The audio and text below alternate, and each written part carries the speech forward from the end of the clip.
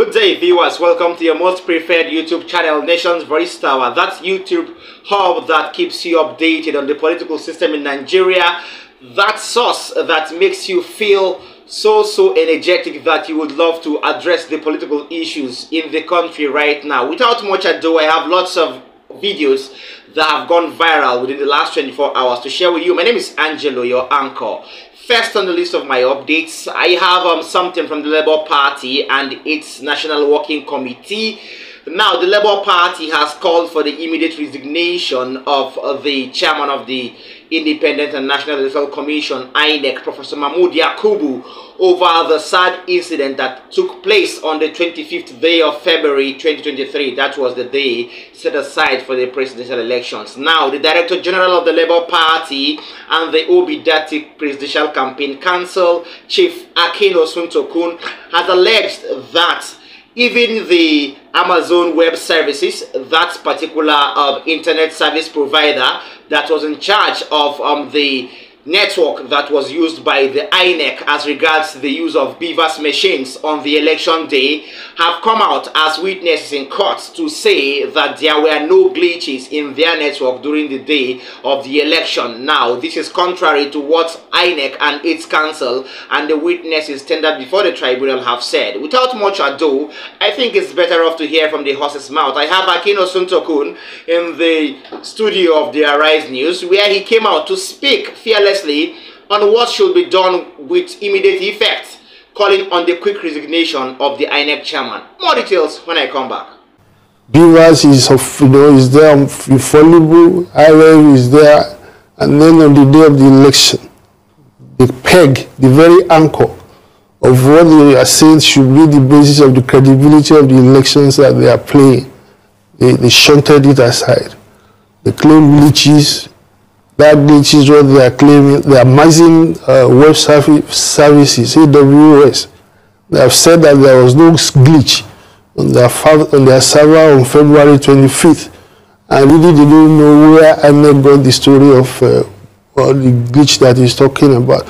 Look, you see, there will be a day of reckoning for all those who have run Nigeria down, including INEC. If not today, then tomorrow. And if not by the judgment of man, then God will do it. There's something that has always agitated my mind. I know quite a number of public officials, especially governors, ex-governors, who stole or acquired so much resources, running to billions, right? A few days after they left, not few days, some years after leaving office, I'm always dumbfounded to find that quite a number of them, have become near poverty stricken. So how do you explain that? So let everybody, if you are sitting still and thinking that nothing will happen to you today, there will be tomorrow. If the beneficiary of the wrongdoing you have committed, is a person in charge now, and then you are, because of that, are not likely to be made accountable. We have it here to go at the maximum. Something again, there's a future. So let nobody sit still and think that you have gotten away with what you have done. All right. I believe you've heard and you've really watched that video there. You've heard it from the horse's mouth. But truth be told, now let me give it this analytical point of view. Now, when we say a glitch, what do we mean by a glitch? Okay, now this is a universe that is characterized by high level of science and technology, technical know-how, and ICT. Okay, now a glitch must have been caused by a human or a machine. Okay, the BVAS are machines. All right, so if there was a glitch as alleged by INEC, that body, that electoral umpire that is supposed to be unbiased, if there was a glitch, INEC have failed to come out to tell us the cause of that glitch. Okay, we had Barrister Festus Okoye, the national chairman of the Committee of Voter Education, came out some weeks ago to answer up to Sheun Akimbaloye in the studios to talk about the glitch. But he could not establish the source of that glitch. So we could say outrightly that INEC is playing hide and seek with the brains of Nigerians, and it should be addressed Thank God this case is at the ongoing Presidential Elections Petitions Tribunal. So in order not to commit offenses that are sub judice, we would keep our analysis at this point and leave it to the tribunal headed by Justice Haruna Samani Simon to give its verdict come August next month. Now, next on my list of updates, there has been a video going viral over a particular lawyer who is also a human rights activist that has come out to call out the government of President Asiwaju Bola Ahmed Tinibu. Dele Farotimi, who refers to himself as a retired lawyer, has come out to really speak. Of course, if you know him so well, you would know that he speaks without fear, and he is always this dogged person that loves to say things as they are and call a spade a spade. I think he is so regretful of the point Nigeria is right now. How did we get here? So, to have an answer to that question, I think I would leave you with Dele Farotimi, who is always fearless in his speeches, so he would really explain what he feels and what you would really understand by an ungovernable Nigeria by his statements. Stay tuned. Dele Farotimi next. It is unusual in this country of ours. A man ruled a state like Anambra for 8 years. He wrested powers from the Uba, and they think that one is a softie. Somebody who can take power from the Uba. These were people who controlled Ubanuju, or whatever that one's name was. These were murderous people who killed Barnabas Igwe, the NBA chairman, I believe in Onitsha. Look, these were not easy people. Peter Obi fought them to a standstill, took over the state, made the state work to the point where people are clapping years after he had left. There is a basis to be excited. And I would say that Peter Obi probably represents the last opportunity for the ruiners of Nigeria to get out of power without bloodshed. That's my honest belief, because he actually represents a transition to a change that can be orderly, because the old system is no longer sustainable. It is no longer, it's patently unsustainable. So that's what is propelling it. It is hope that is propelling his candidacy. And that is what's driving everything. Okay, in as much as those statements were sad and they are very unrealistic to fathom, but I will say that Dele Farotimi, regardless of his partisan nature or regardless of his political party, is one person who really comes out to say things as they are. We haven't recorded, or we are yet to record, an incident where Dele Farotimi is yet to say things that are true.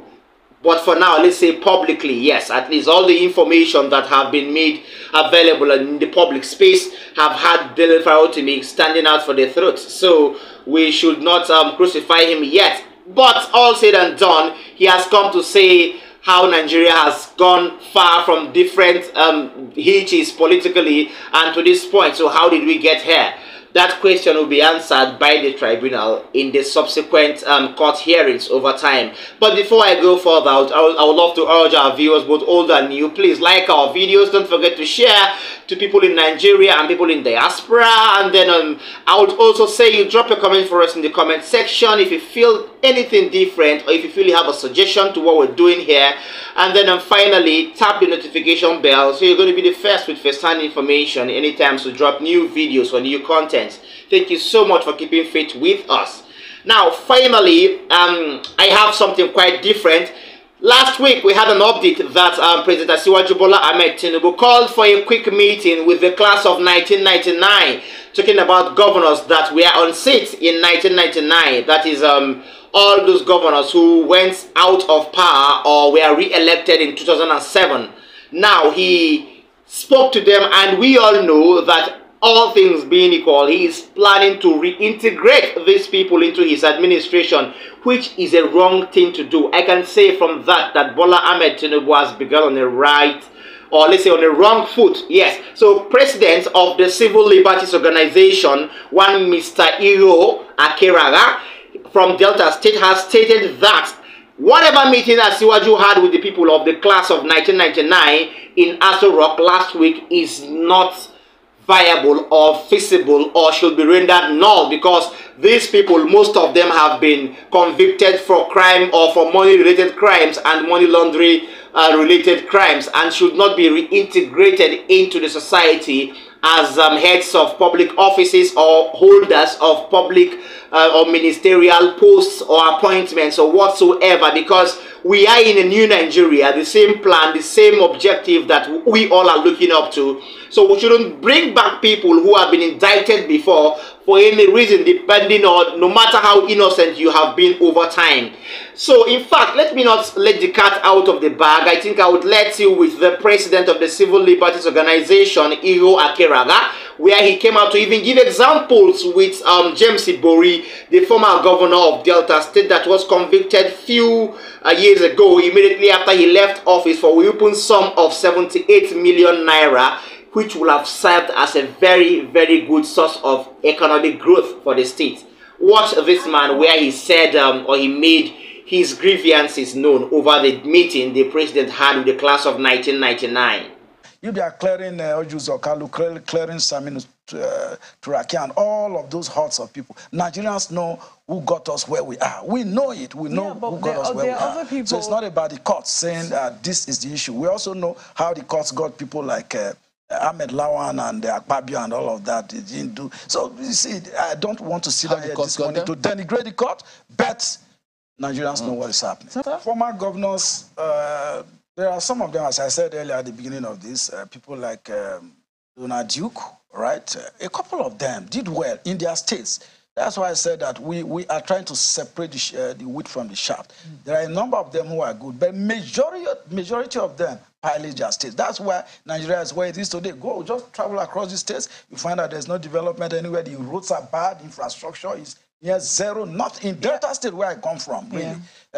Ibori, you of course went to jail for stealing, not allegedly, not because of course he was convicted for stealing $78.5 million at that time. You know what that can do to Delta State with a population of just less than 8 million or thereabouts. So for us, we are very concerned in the CLO that we cannot allow this to continue. People cannot regroup in the presidential villa.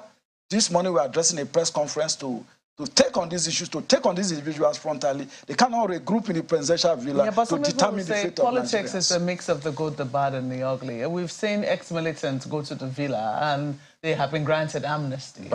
We've seen bandits being, pardon has been muted for them. But I think the key question I asked you about, some of these people still having good ideas. Shall we throw away the baby with the bathwater because they have been found guilty by courts?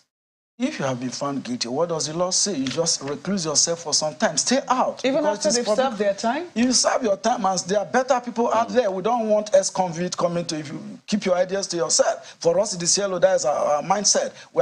Nigeria is, we have a population of more than 200 million Nigerians. Very good people out there, brilliant people, people who are good in ICT, good in every sector of the economy. For anybody who has been indicted, whether you have repented or not, please just excuse us. Nigerians are going through a lot. We cannot have people regrouping in the villa. And President Tinibu has to be very, very careful. Because for us in the CLO, we are back. He said he's back to rebuild Nigeria. He's back to rebuild ECOWAS. For us in CLO, we are back to put them in check. Okay, I would say that all said and done, we would really call a spade, because if people from the class of 1999 will be called back to be reconsidered for political posts and appointments, that means we're still going back to the same conundrum we found ourselves in. We're still going back to the same point. We are, in a way, more or less circling in a vicious circle of political damages, political catastrophe, democratic pandemonium, and so on. I could go on and on and on. You have the likes of James Ibori being called in to have a meeting. You have the likes of Danjuma Goje. You have the likes of Saminu Turaki, Bukola Saraki, Abdullahi Adamu, the class of 1999. These people have been indicted before, and we can't even, we don't even want to have them in power. We have the likes of Sani Yerima of Zamfara State and what have you. Oji Uzokalu, all those people, we are not supposed to see them in the next government. This is a quest for a new Nigeria. So please, the president, Asiwaju Bola Ahmed Tinibu, should do something about this. Instead, he should go for new Nigeria or new Nigerians who have not had anything to dent their political career so far. Thank you so much for staying with us, and I hope you will keep faith with us, and stay tuned to always watch my next content and my next update for you. I love you so much. See you next time. Bye.